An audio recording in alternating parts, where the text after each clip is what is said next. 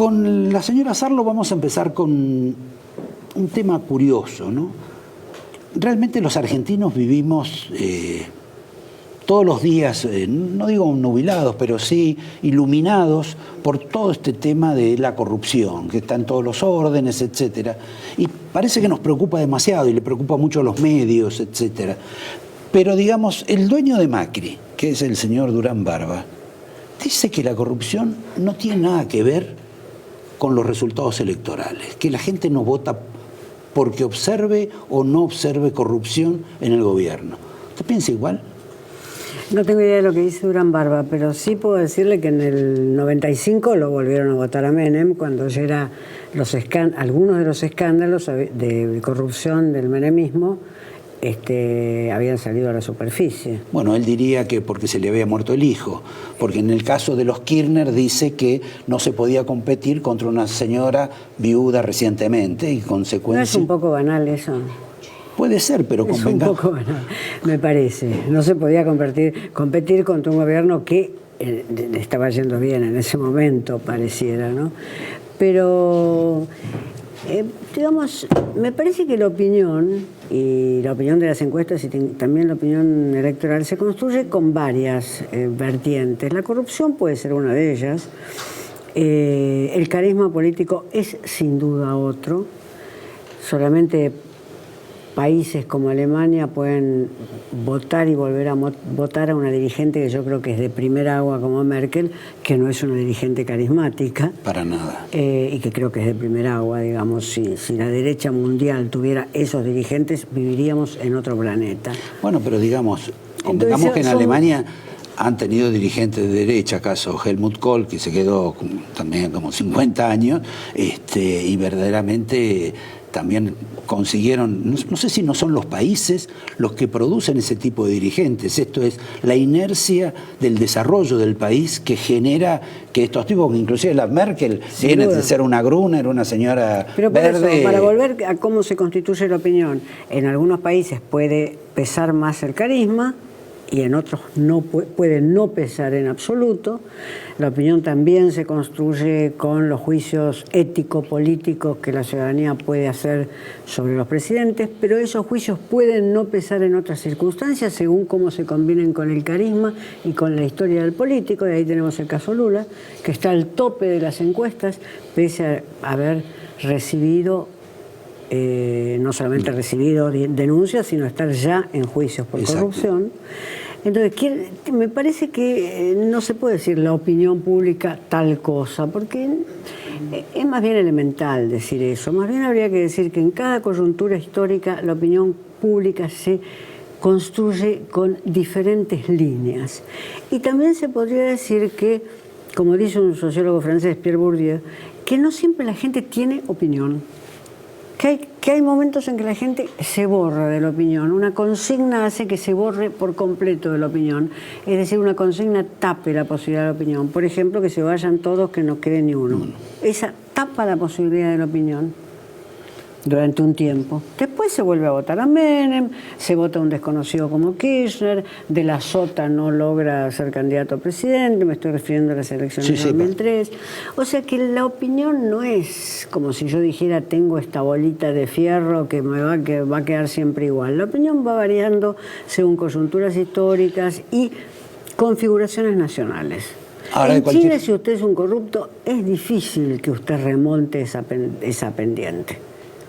Fíjese lo que le pasó a Michelle Bachelet, porque su nuera entró en no sé qué negocio invocando que era la nuera de la presidenta. Pero convengamos, por ejemplo, tomando el caso de los Kirchner verdaderamente han producido, son denunciados, juzgados, van a vivir, ella va a vivir en Comodoro Pi durante las próximas temporadas, y sin embargo, por ejemplo, en la provincia de Buenos Aires, ella rinde en términos de encuesta como no rinde ningún otro candidato.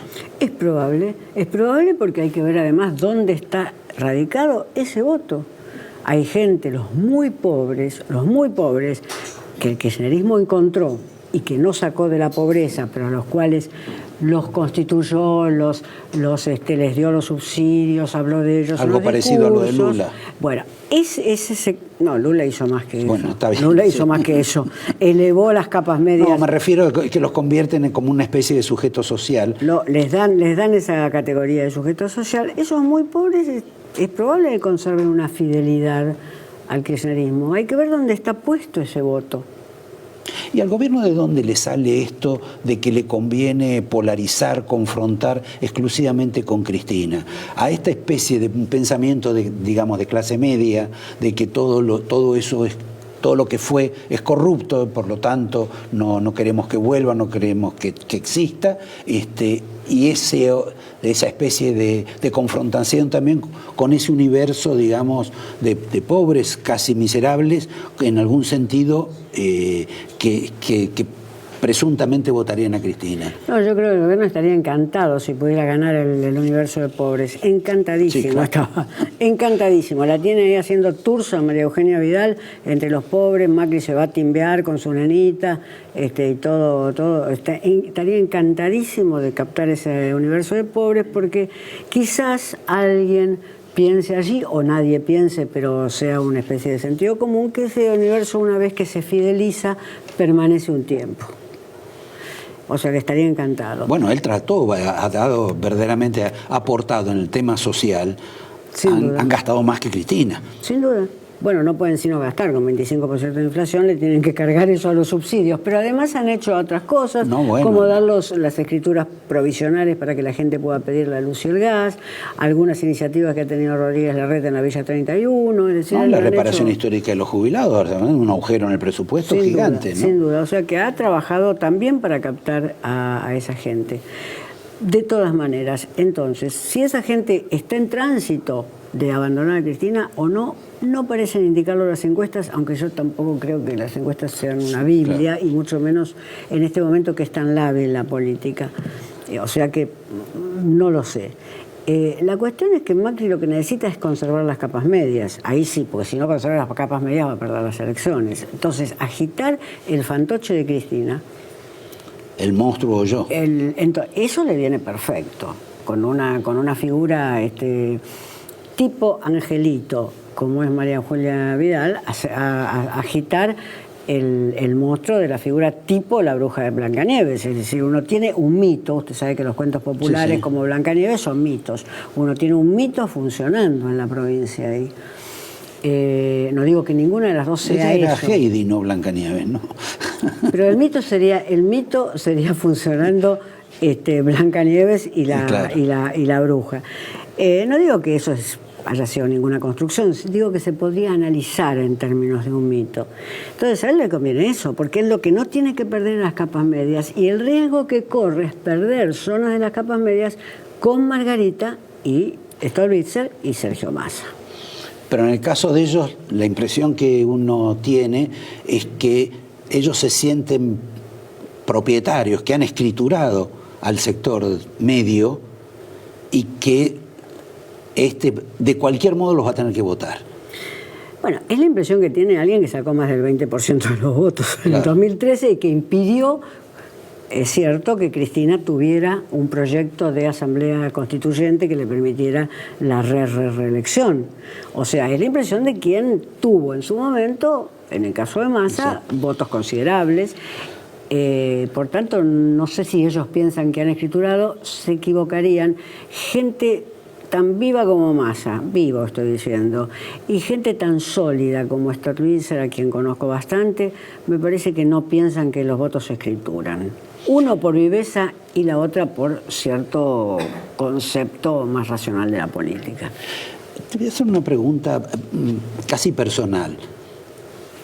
Es medianamente público que ha sido, digamos, impugnadora, cuestionadora del gobierno de Cristina, de las políticas de Cristina, en fin, de algunos fuera de límites de la administración K. Y simultáneamente ahora te presentás en alguna medida hablando sobre Macri en forma, no sé, como inmaduro, como un gobierno invertido de los K, también más que crítica. Ahora, en ese universo que uno ve de la política, sos como perteneces a un mundo de los terceros excluidos. Pero me excluí, lo declaré por escrito, porque yo, antes de las elecciones, yo dije antes de las elecciones que yo votaba en blanco. ¿Por qué hice esto? Para evitar toda especulación, por una parte, y por otra parte por una convicción que yo te diría que es filosófico-política, no quiero decir filosófica, pero que es el orden de los principios. El voto secreto está hecho para proteger a los débiles. Quienes podemos escribir en un diario y hablar en la televisión no tenemos esa debilidad para protegernos. Cuando se pensó en el voto secreto en la Argentina, cuando lo pensó la ley Sáenz Peña, era para que los caudillos de comité no presionaran a la gente que vivía en conventillos. Entonces yo por eso, cosa que ha hecho Berbisky también en varias oportunidades, yo por eso dije que iba a votar en blanco. A partir de eso cambiaron mis insultantes, pero no mis insultos. Debo decir que Facebook, Twitter y las redes sociales usan las mismas palabras, dicen... Según la administración. O son todos trolls o tienen corto vocabulario, digamos, pero usan exactamente los mismos insultos. Antes era insultada por los kirchneristas y ahora soy insultada por los macristas. En efecto, yo creo que los intelectuales tenemos que saber soportar un momento de aislamiento. Digo, yo soporté la dictadura militar y sacaba una revista underground, la repartía yo en los kioscos con un bolsito, la cobraba yo, iba yo a los talleres. Si yo hice eso durante la dictadura militar, después de que hubieran allanado la revista que yo dirigía en ese momento, mira si no voy a soportar vivir en un momento de aislamiento. A aburrido, como dirías. Sí, pero a nada, no. Digo, eso mi vida fue así. Y creo que los intelectuales tenemos que cultivar una cierta independencia de criterio. No me veo en ninguna comparsa. Eso no quiere decir que yo no haya tenido compromisos políticos en los años 90, con el FREPASO, trabajé con Graciela Fernández Mejía en el FREPASO, con Chacho Álvarez muchísimo, con Aullero, político argentino, que fue una pérdida espantosa también. Pero los compromisos tienen que ser claros y también los momentos de aislamiento tienen que saber soportarse. Hablaste sobre María Eugenia Vidal, no nos quedó completo el perfil, pero no quiero dejar de escapar a otra señora, que es Carrió. ¿Carrió es un dolor de cabeza para Macri o es la persona que en alguna medida lo representa a Macri para decir lo que Macri no puede decir? Yo diría que Carrió le da una respetabilidad a ciertas zonas de Macri que Macri no tendría si no estuviera Carrió. Es como Stolbizer a Massa. Bueno, sí, puede ser, pero sí puede ser eso, pero no tendría. Es decir, tener en tu partido, en tu frente, digamos, no en tu partido, porque el partido Carrió es la coalición cívica, pero tener en tu frente a alguien que no podés acusar de corrupción, no podés acusar de favoritismo político. Es un capital simbólico y político muy fuerte. Por eso Macri la trata con tantos miramientos. Ahora, no son los que estamos viendo cómo Macri la necesita, la utiliza, se sirve de Carrió, pero no sabemos qué es lo que Carrió requiere de Macri. Bueno, Carrió, yo creo en su sinceridad cuando denuncia la corrupción. Y por tanto, creo en que ella, como cualquier político, necesita una plataforma política para fundarse, apoyarse en sus denuncias. Ella necesita un lugar público, por eso va a renovar en Buenos Aires. Los políticos necesitan renovar sus cargos. Necesitan estar. Sí, pero necesitan estar en el mejor sentido de la palabra. Si no estuvieran ellos, ¿quién? Vos vas a dejar tu programa, vas a dejar de escribir tus notas, vas a dejar tus actividades, te vas a convertir en político. ¿Sabría ser político? No. Político es una carrera. Por más corruptos que pensemos, políticos, para los honestos y los que no lo son, es una carrera. Bueno, esa profesión, ¿no? También en este caso tengo que despedirte, te voy a dar el angelito de la casa, pero si pudieras brevemente, ¿cómo viste la polémica que no fue explotada, casi ni mencionada, en la Argentina entre la gobernadora que votó por esa ley que obliga a hacer la historia por decreto, obligando a decir que hubo 30.000 desaparecidos, y el vicegobernador, el radical Salvador, que se opuso en forma terminante a una ley de estas características. El vicegobernador no tiene mala conciencia. El vicegobernador es radical, es decir, fue miembro de un partido que ya no existe, pero que tuvo en este país a Alfonsín como presidente, y Alfonsín, en las peores condiciones, no en las condiciones que después tuvo Kirchner, sino, como vos sabés, en las peores condiciones, con el ejército todavía con poder de fuego, hizo el juicio a las juntas. Entonces, un radical no tiene mala conciencia con la cuestión de los derechos humanos. Después se discutirá si el punto final, si la obediencia debida, pero no tiene mala conciencia. Y además conoce, aunque más no sea porque en alguna convención del partido lo escuchó a Gil Lavedra, que estuvo en la Cámara, que juzgó a los comandantes, conoce el problema. En el macrismo, el problema, están como turcos en la neblina, no tienen ni vocabulario para hablar de los derechos humanos, ni vocabulario para hablar del terrorismo de Estado. Para poder hablar de un tema tenés que haber aprendido el vocabulario del tema. No, vos tenés que saber qué palabras se pueden unir unas con otras. Entonces, no tienen vocabulario para eso. Por tanto, un diputado del Frente para la Victoria, en una actitud chicanera o principista, no voy a juzgar en este momento, mete eso, y María Eugenia Vidal dice, bueno, me saco el problema encima, si nunca me importó mucho, ¿no? ¿Vos conocés alguna otra declaración de María Julia Vidal sobre eso? No, bueno, tampoco vivió. No, pero la gente que... No, yo tampoco viví a Sarmiento, y creo que es el más grande escritor argentino. Yo tampoco viví la elección de... Leíste por lo menos la elección de Facundo. 1916 tampoco la viví, y sé cómo es la ley Sáenz Peña. Un político no puede ser de esa ignorancia que solo sabe lo que vivió. No es un muchacho que solo cursó el secundario. Bueno, a veces cuesta dormir con la conciencia.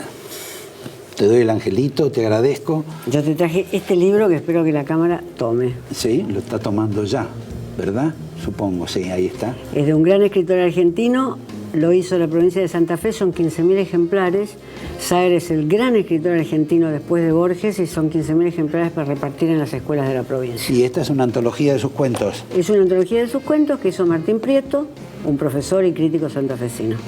Muchísimas gracias. Los invito a ustedes a estar dentro de un minuto en una exposición seguramente más belicosa que la que hemos tenido con Beatriz, que es la visita de Álvaro Lamadrid, uno de los hombres que más ha denunciado el tema de los fondos de Santa Cruz. Y queremos ver cómo se enlaza esto de los fondos de Santa Cruz y la compra de YPF por parte de un sector empresario íntimo de Néstor Kirchner, por dos razones. Primero, porque lo denunció el economista Ducler, y segundo, porque puede tener una incidencia brutal en este juicio que los argentinos empezamos a soportar la semana próxima por más de 3.000 millones de dólares, mucho más de lo que robó Odebrecht, y que no sé si nos hemos ocupado de eso. En un minuto nomás. Gracias. Gracias, Beatriz.